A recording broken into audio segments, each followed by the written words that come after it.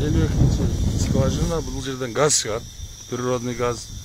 Жаратылыштын gazı çıkar. Бирок бул gaz Тажикстанга кетип атат. Мынау кырдын үстүндө биздин чегарачылар мурда турган кырдын үстүндө. Бул кырдын үстүнөн нары 500 метр чегарага, картадагы чегарага. Бирок биздикилер bu жака кайтып суубуз жок, чаңкадык деп түшүп кеткенден кийин түшүп келип биздин скважинаны кайтарып атат. Анан азыр биз келе турган маалда мынерге тажиктин солдаттары жүгүрүп келип, адамдарын кошуп алып келип, кырда турушат. Биздин территорияга кирип келип, кыйкырып эле турушат ошо жерде, тийбегиле эле. Себеби биз тийишип муну газды bu жака буруп койсок, аларга газ жок болуп калат. Bunu buna көп жылдан бери эч ким эч кандай чара көргөн жок. Мына азыр кыйкырык менен ызы чуу менен ошо жерге келдик мына. Анан кийин маселе туулат. Суу жок деп ошол жерден чегараны тиштеп түшүп кетсе болобу? Мына чуңкурда түштү, эч нерсе көрүнбөйт. Тажиктер дөңдө туруп алып, биздин кыймыл аракетибиздин баарын байкап турушат алар. Мындай выгодный позицияны таштап кетишкен. Анан кийин ал жерден түштү, суусуз жок, майли чаңкадың, суусап түшүп алдың. Эмне үчүн биздин газ же нефти чыга турган скважинанын жанына келип, скважинаны кайтарасыңар, чегарачылар.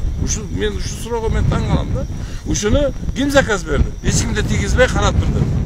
Вот ушу суроолорго жооп бериш керек болот. Азыр бул жерден газ чыгып атат, чыкпайт? Чыгып кетип атат. Давление менен. 9 менен кеткенде бул газ өтө суюк да мына. 19 атмосфера менен кетип атканда бул өтө көп кетет. Потому что машинанын баллону 2 атмосфера. Бул 9 атмосфера менен турбанын ичинде аткан октой скоростта кетип атат азыр. Газ. Буну биз жака буруш үчүн чоң техникаларды алып келип, зада өтетиш керек. Мына 3000 метр чуңкурлукка сууду качат этип, столба, водяной столба түзүп, анан газды чыгып аткан жерине кайра кайтарып суу кармап турат. Анан мунун үстүндө ремонт иштерди кылып, bu жака кайтарып, буруп, сваркалап, улап, өзүбүз жака кайтарышыбыз керек. Анан кийин кайра сууду алып туруп, анан газды жөнөтүш керек. Андай кылыш үчүн оор техника эмес, өзүбүздү киргизбей атышат. Жөн эле жеңил машина менен. Вот проблема ушунда.